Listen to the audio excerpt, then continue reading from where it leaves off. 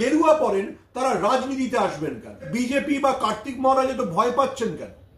যদি দোষ না থাকে কার্তিক মহারাজের ভয়ের কি আছে? দোষ যদি না করে থাকেন তাহলে ভয় পাচ্ছেন কেন কার্তিক মহারাজ? মহিলাকে ধর্ষণ, মিথ্যা প্রতিশ্রুতি, ভ্রূণ হত্যার মতো অভিযোগ কার্তিক মহারাজের বিরুদ্ধে। আর এ বিষয়ে গর্জে উঠলেন সাংবাদিক সুমন ভট্টাচার্য। কি বললেন তিনি, শুনুন। সুভাষ বোস বলেছিলেন, নেতাজি সুভাষ বোস, যারা গেরুয়া পরে রাজনীতি করতে আসবে তাদের ঘাড় ধাক্কা দিয়ে বার করে দেবে। 1940 সালের মে মাসে সুভাষ বোসের সেই স্মরণীয় বক্তৃতা বাঙালি যেন ভুলে না যায়। সুভাষ বোস এই কথাটা বলেছিলেন যখন শ্যামাপ্রসাদ হিন্দু মহাসভাকে ব্যবহার করে সন্ন্যাসীদেরকে রাস্তায় নামিয়েছিলেন ভোট চাওয়ার জন্য। সুভাষ বোস বলেছিলেন, গেরুয়া পরে কেউ ভোট চাইতে এলে ঘাড় ধাক্কা দিয়ে বার করে দেবে। সেই একই কথা মমতা বন্দ্যোপাধ্যায় এই কার্তিক মহারাজ সম্পর্কে বলেছিলেন। যারা গেরুয়া পরেন তারা রাজনীতিতে আসবেন কেন? নয় আপনি গেরুয়া পরে মানুষের সেবা করুন, আর রাজনীতি করতে হলে রাজনীতি করুন। মমতা বন্দ্যোপাধ্যায় 2024 লোকসভা নির্বাচনের আগে কার্তিক মহারাজকে স্মরণ করে এই কথাগুলো বলেছিলেন। তারপরে কার্তিক মহারাজ রাস্তায় নেমে মিছিল করেছিলেন উত্তর কলকাতায়, বাগবাজার থেকে বিবেকানন্দর বাড়ি। কি হয়েছিল? উত্তর কলকাতা লোকসভা কেন্দ্রে বিজেপি রেকর্ড ভোটে হেরেছে। বিজেপি এই যে কার্তিক মহারাজকে কেন্দ্র করে বা কার্তিক মহারাজের গেরুয়া পোশাককে ব্যবহার করে রাজনীতি করতে চাইছে, বাংলার মানুষ তাকে একবার প্রত্যাখ্যান করেছে। তবু বিজেপি শুধরাবার নয়, বিজেপি কার্তিক মহারাজকে পদ্মশ্রী দিয়েছে। কার্তিক মহারাজ সাম্প্রদায়িক রাজনীতি করেন, বেলডাঙ্গায় আমরা সাম্প্রদায়িক উত্তেজনা দেখেছি।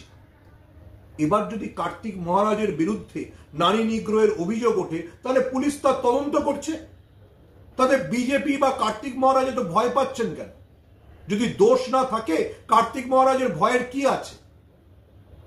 আবারও বলছি, সুভাষচন্দ্র বোস, নেতাজি সুভাষচন্দ্র বোস বলে গেছিলেন যে গেরুয়া পরে যেন কেউ রাজনীতি না করে। কার্তিক মহারাজ দিনের পর দিন মুর্শিদাবাদে বসে সেটাই করেছেন। মমতা বন্দ্যোপাধ্যায় তার স্বরূপ উন্মোচন করে দিয়েছেন। এবার কার্তিক মহারাজের বিরুদ্ধে যৌন নিগ্রহের অভিযোগ উঠেছে, পুলিশ তার তদন্ত করবে।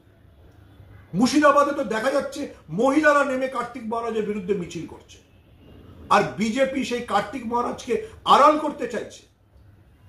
কার্তিক মহারাজকে পদ্মশ্রী দিয়ে ভাবছে বিজেপি যে পশ্চিমবাংলার হিন্দুরা তাদের সপক্ষে ভোট দেবে।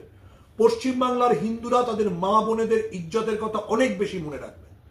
কার্তিক মহারাজের বিরুদ্ধে যদি অভিযোগ সত্যি প্রমাণিত হয় তার যেন জেল যাত্রা হয়, এবং পশ্চিমবাংলার মা বোনেরা সেই সময় কার্তিক মহারাজকে ক্ষমা করবেন না।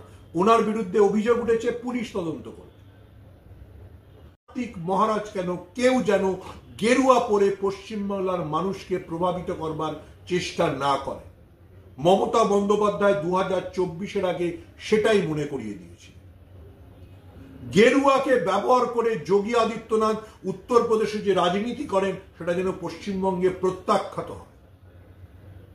কার্তিক মহারাজ যদি দোষী হন আদালত তার শাস্তি দেবে, পুলিশ তদন্ত করে দেখবে। বিজেপি যেন তার মাঝখানে এসে এই গেরুয়াধারী ভেগধারীদের আড়াল করার চেষ্টা না করে। আমরা জানি না, হিন্দু ধর্মের সন্ন্যাসী হতে গেলে তার গাহস্থকে পরিত্যাগ করে আসতে হয়, নিজের শ্রাদ্ধ নিজে করতে হয়। তাহলে মমতা বন্দ্যোপাধ্যায় তো ঠিক প্রশ্ন তুলেছেন, কার্তিক মহারাজ সন্ন্যাসী না রাজনীতি করছে? কোন সন্ন্যাসী কেন রাজনীতি করবে? কার্তিক মহারাজের স্বরূপ যদি উন্মোচিত হয় হোক, বিজেপি যেন তাকে আড়াল করার চেষ্টা না করে।